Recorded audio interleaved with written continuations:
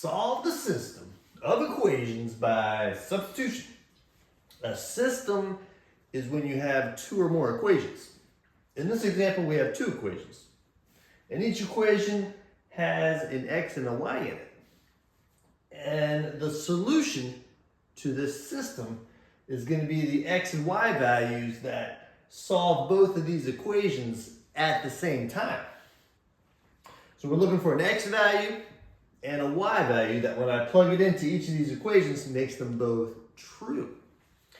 Now we're going to use the substitution method. This method works good when one of the letters is easily solved for. And right now this x in the first equation is the easiest to solve for because all I have to do is subtract 4y on both sides.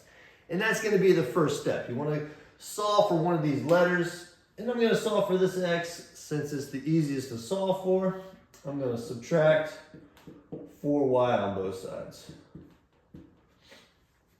So on the left-hand side, I just have x left.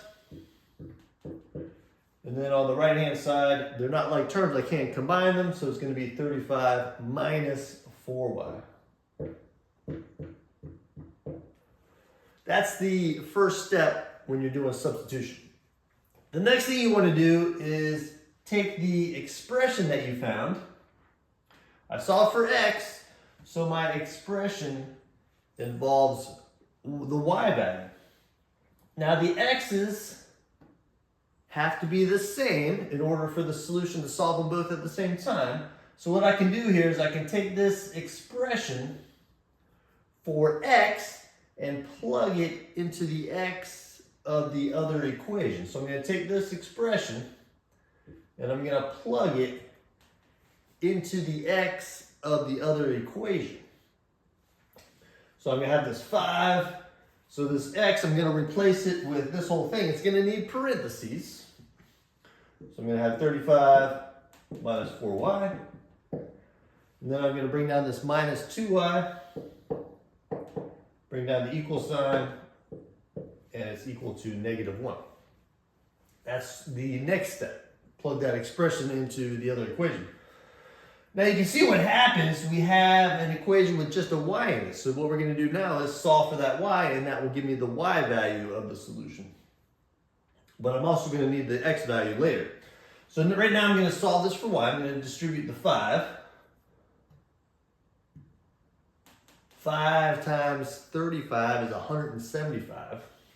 And then don't forget to distribute the 5 to the minus 4y as well. That'll give you a minus 20y.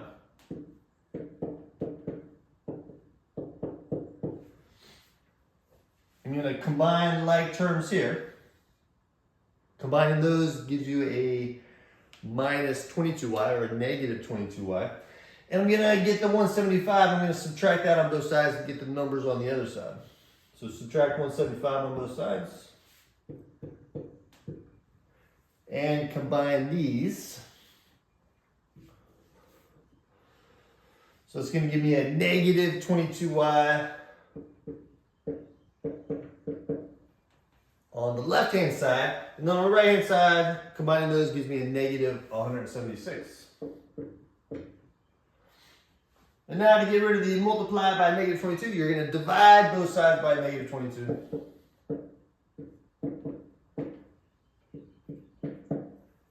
Negative number divided by negative number is positive, and 176 divided by 22 is 8. All right, so we found the y value that solves them both, but we also need the x value. And when you're doing substitution, you can find the x value by going back right here. The x is equal to 35 minus 4y. And we found the y value is 8.